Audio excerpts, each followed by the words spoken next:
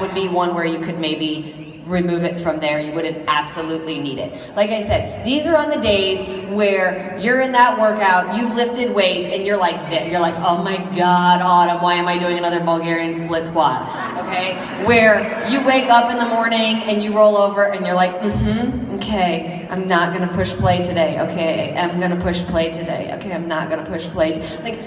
You should be feeling it. So you need to be pushing yourself in your workout in order to use that performance line. Because in using the performance line, you are adding an extra 350 calories into your day. That's okay, don't panic, don't run from it.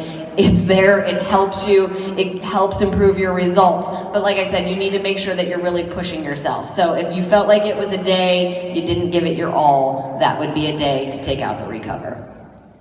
Yes, and then I'll come to the one in the back in a second. How many brackets would you recommend someone go up if they were marathon training? They were using the 21-day fixed nutrition, but marathon training. How many brackets do I recommend you go up if you're marathon training and do which program? No, just the 21-day fixed nutrition, but just marathon training. So you're just doing a crap ton of cardio. Lots of cardio. One at best. One at best and see how you feel. And potentially not even. Potentially just advising to add in a yellow on a long run day. But I would start by going up the bracket. Okay, I'm gonna rephrase this, hold on. I'm just going to use the lowest bracket for an example. Let's say you're at 1,200 to 1,499, okay? If you are at the bottom of that bracket at 1,200 calories, I'm going to tell you to just add in an extra yellow and an extra red on your long days. Yes, surely you do. If you're sitting at the top of that calorie bracket, so if you're sitting at like 1,430, then I'm going to tell you to jump up to the next one because you're teetering anyways.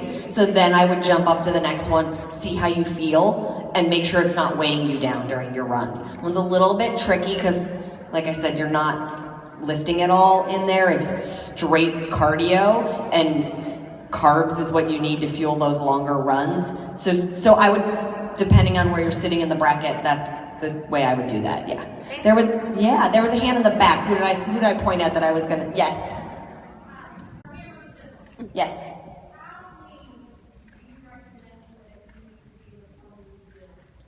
For hammer and chisel, how lean do I recommend you need to be before you build? You don't have to be lean at all. For the Masters Hammer and Chisel, there is a little bit of a misconception that workout program is for people who are already in phenomenal shape and who are looking to just get ripped. That's one result. But the workout program is designed. We have the nutrition brackets set up the way we do to lose weight, to maintain, or to gain muscle for a reason. You can lose weight on that program and still get ripped. So you don't have to be at your leanest to start building muscle. Every time you pick up a weight, you're building muscle. That's what's gonna happen. That's the beauty of the program, is that you're gonna build lean muscle and burn calories at the exact same time. So don't think like, oh my gosh, I've got to do all this cardio or something, or I've got to do 21-day fix for a year straight before I can go on to the Masters Hammer and Chisel. As long as you have a baseline of fitness and you want to try it, go for it. You're gonna lose weight on it. It's a workout. It's a hard workout. You're gonna build lean muscle. You're gonna torch calories. So it's not about how much you weigh when you started. The more important thing is whether or not you have a baseline of fitness. Somebody's going to tell me when I need to stop talking, right? Okay, thanks.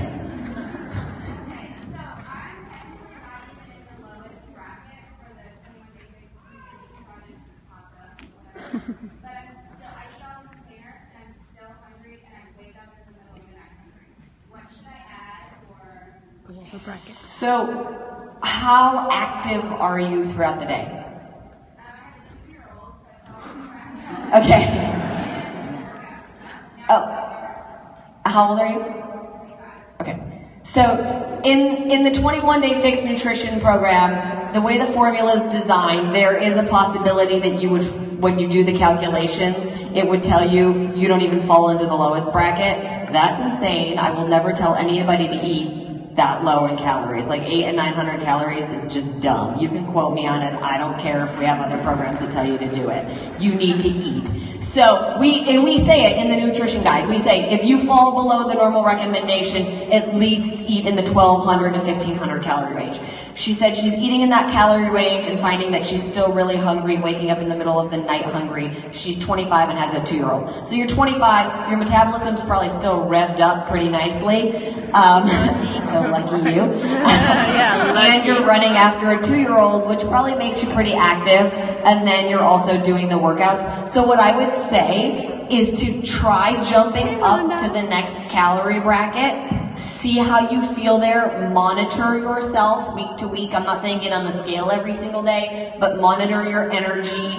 Are you starving still? Are you starting to feel too full? Are your clothes starting to get too tight? Like, make sure you're not like, oh my gosh, I'm way overeating now. Monitor it. So if you go into that next calorie bracket and you find that everything's great, then perfect. Stay there. If you go into that calorie bracket and you find, ooh, I'm starting to gain weight, that's not where I want to be either, go back down to your first one.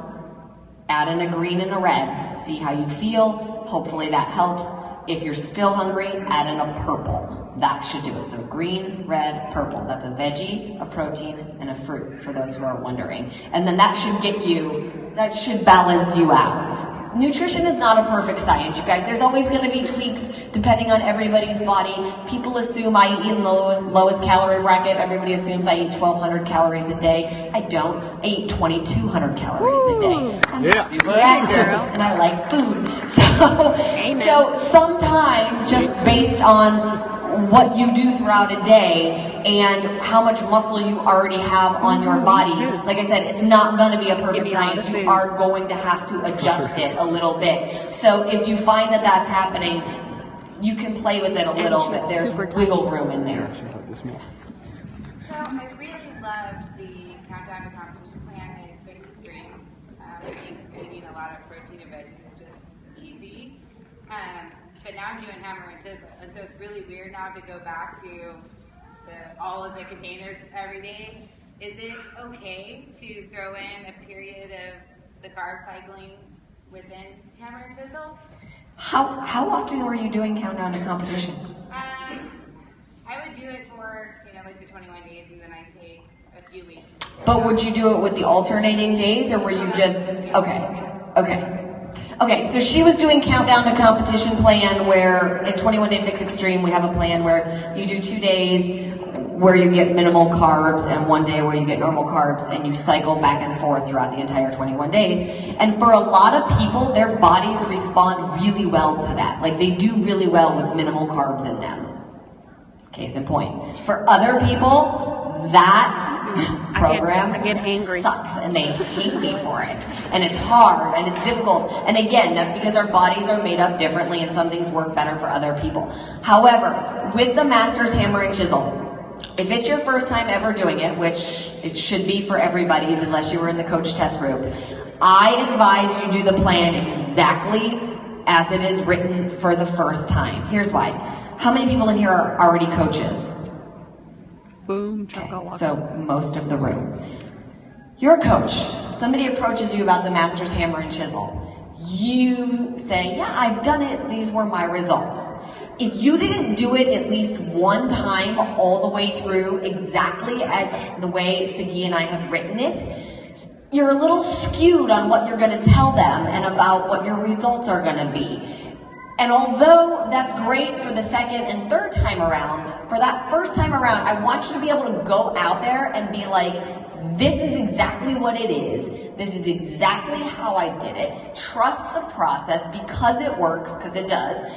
And then, if you want to go back and do another round of it and carb cycle and blah, blah, blah. But we specifically did not put carb cycling in there for a reason. It's not necessary. And with how intense these workouts are, we want you eating and fueling your body. Mm-hmm. So I always tell you guys, whether it's one of my programs or any of the other trainers' programs, if it's your first time doing it, follow it the way it was written so that you can speak completely 100% truth on it when you talk to somebody else about it.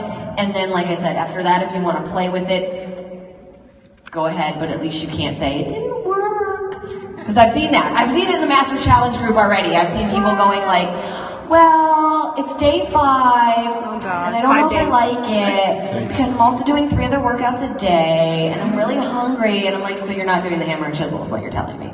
You're doing your own hybrid. Stick to the calendar, people. So, that's my long, fun answer. I saw one. Hold on, I'll come back to you. Okay. I have a question for you. A lot of friends ask me, and myself too, why you get stuck in a weight and you don't go down? I tried a 3-day countdown, and I lost only 2 pounds, but I never get to my weight. So she wants to know why you get stuck at a weight sometimes and you can't get your body to change. That's what we call a plateau. It does happen, and what you need to do is shock the heck out of your system. So if you've been on one program for a really long time, 21 Day Fix, or Body Beast, or PIO, or any of them, if you do anything over and over and over and over again, what once was hard will now become easy, and your body will adapt to it, and you will stop losing weight because it's no longer a challenge to you. I did do a little bit of a spiel on this in Pittsburgh about not just learning to survive in your discomfort zone, but learning to thrive in it. There's no progress that happens in your comfort zone. That's why it's your comfort zone. You're sitting comfortably there. Nothing's changing. So you need to push into that uncomfortable zone. So try a new program. She tried Countdown to Competition. Sometimes it's the exact opposite. Sometimes it's not trying something like Countdown to Competition. Sometimes it is actually jumping up a calorie bracket. You've put on more lean muscle. Your body has adapted more. It actually needs more fuel. I know that's counterintuitive to what everybody thinks is like, oh, I need to eat less to lose more. That's not always the case. Sometimes you need to eat more to lose more. I'm not telling you to run out and eat a cheeseburger and fries, but I'm just telling you to be aware of your body, and if something is stuck, if you're stuck at a weight and you still have weight to lose, and again, also be aware of that. Let's not be so insanely hard on ourselves and our bodies. Sometimes you hit a weight and that's your weight. Like that's where your body is supposed to be. Don't assume you're supposed to look like the skinnies on TV, because that might not be what your body is supposed to look like. So there's a lot of things that you can try, but I would say first and foremost, try a new program and maybe actually try adding in another green container, another red container, eat a little bit more and see if that helps. And I think Danielle has cut me off. So that being said, thank you guys again for having me. We are going to clear the room.